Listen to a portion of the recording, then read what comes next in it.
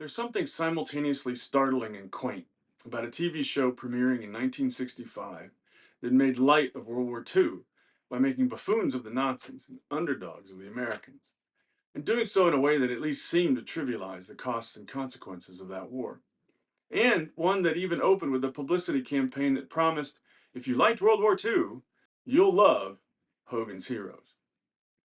The story becomes all the more startling when one looks closer at the cast who assembled to shoot the show in 1965. Of them, every single actor who played a significant German character was Jewish, and two of those men had lost their entire families to the Nazi Holocaust. John Banner, who played Schultz, and Leon Askin, or Ashkenazi as he was then known, who played General Burkhalter, were both actors in pre-war Vienna, and both escaped the Holocaust through a coincidence of timing. Banner was touring in Switzerland when the Germans annexed Austria in 1938, and he escaped from there to the United States. Soon after, the US approved Leon Askin's visa while he was in France, just before the German invasion in 1940. To make Hogan's Heroes, these men joined Werner Klemperer to play soldiers in the German Luftwaffe.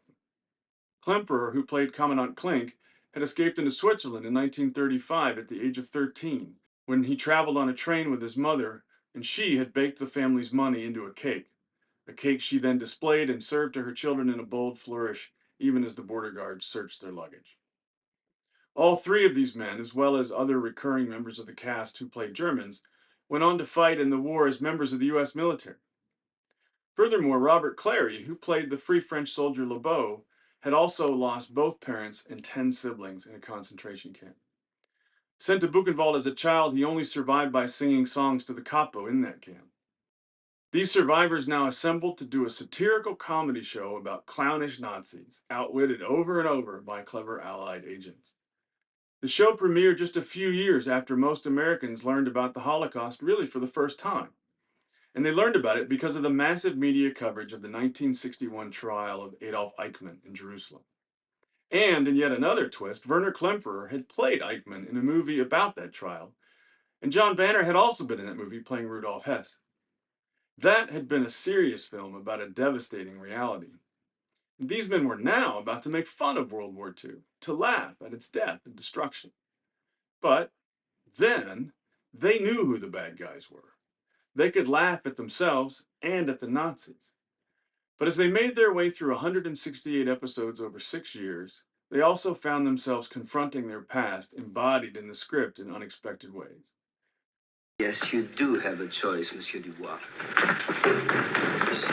Sale cochon, your choice is work for the Allies or die, and I will see to that myself. Collaborator! For some cast members, being in Hogan's Heroes would also shape their future.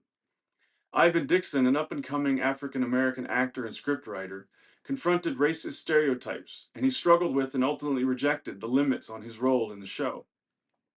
He afterwards went on to direct a movie about black revolutionaries that was so controversial that all copies save one would be destroyed by the US government.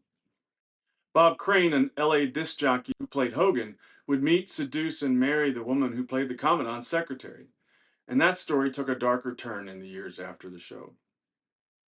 As a piece of American history, the production of Hogan's Heroes sat between the earnestness of The Sands of Iwo Jima and the more self-critical satire of MASH in 1970. It filled a particular niche in time, coming a generation after World War II, playing for a population with a clear enough memory of the war to accept and embrace it as comedy, but also a population which had only just learned about the Holocaust and was just about to experience the turbulent years of American intervention in Vietnam and the seeming success and the violent deaths of the civil rights movement. Now, in our present, there seems to be a need to be reminded of who the bad guys were in the 1940s. In 1965, everyone already knew, and they could laugh about it. This is a story that needs telling. In today's world, we need to know how a programmer at RAND could propose a story that would join an LA disc jockey from New England with Holocaust survivors and a civil rights activist to make a spoof of the largest conflict the world has ever seen. Telling the story of their laughter in the making of it is also telling a story of America.